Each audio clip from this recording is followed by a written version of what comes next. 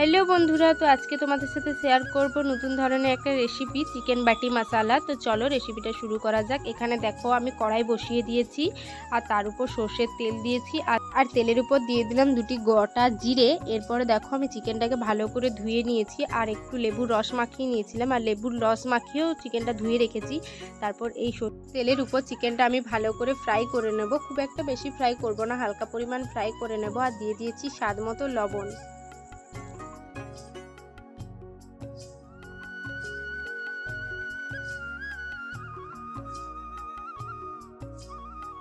চিকেনটা আমার প্রায় ফ্রাই করা হয়ে গেছে। এবার আমি নামিয়ে নেব আর কড়াইয়ের মধ্যে দিয়ে দেবো আরও একটু পরিমাণ তেল। আর এই তেলটা যতক্ষণ না গরম হচ্ছে আমরা অপেক্ষা করব।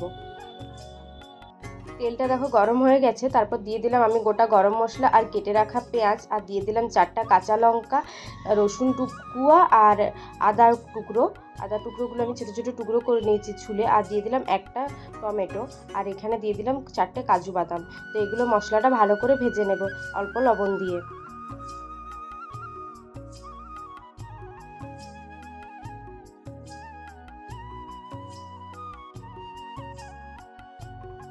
এগুলো আমার প্রায় ভাজা কমপ্লিট। এবার আমি মিক্সিতে দিয়ে পেস্ট করে নেব। তারপর চলো আবারও দিয়ে দিয়েছি কড়াইয়ে পরিমাণ মতো তেল, আর আমি এখানে কিন্তু সর্ষের তেলই ব্যবহার করেছি। সর্ষের তেলের ঝাঁঝ আর গন্ধটা খুব ভালো ওঠে।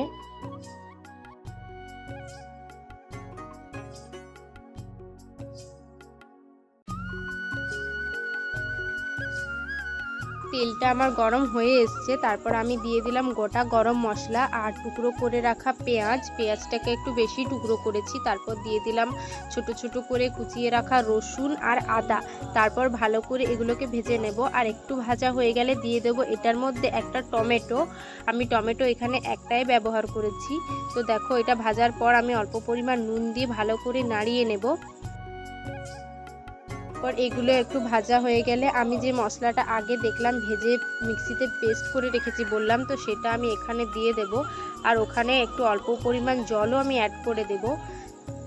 তারপর দিয়ে দেব স্বাদ মতো লবণ, হলুদের গুঁড়ো, লঙ্কার গুঁড়ো, জিরের গুঁড়ো পরিমাণ মতো আমি সব কিছু দিয়ে নেব। আর আমি এখানে দিয়ে দেব অল্প পরিমাণ চিকেন মশলা। তো আমি খুব একটা বেশি চিকেন মশলা ব্যবহার করিনি, অল্প পরিমাণ এখানে ব্যবহার করেছি।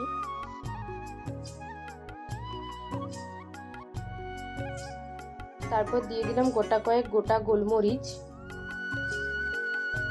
তারপর এই মশলাটাকে আমাকে ভালো করে ভেজে নিতে হবে। আর মশলাটা যতক্ষণ না একটু মাখা মাখা ভাজা হচ্ছে ততক্ষণ দেখো আমার মশলাটা ভাজা হয়ে গেছে, ততক্ষণ আমি ভেজেছিলাম। তারপর এখানে আমার ভেজে রাখা চিকেনটা আমি অ্যাড করে দিলাম।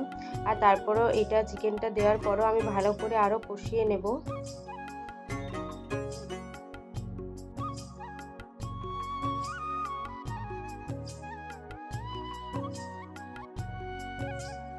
চিকেনটা একটু ফোটার পর আমি দিয়ে দেবো এখানে গোলমরিচের গুঁড়ো। তারপর আমি আরও কিছুক্ষণ কষিয়ে নেব। তারপর আমি কিছুক্ষণ ঢাকনা বন্ধ করে ভালো করে কষিয়ে নেব।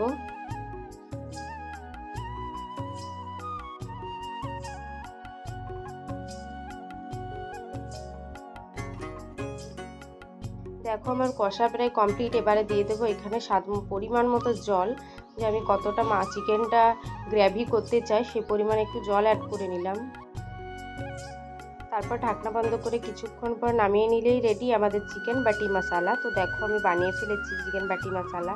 তো কেমন হয়েছে অবশ্যই কমেন্টে জানিও। আজ এই পর্যন্ত, টাটা।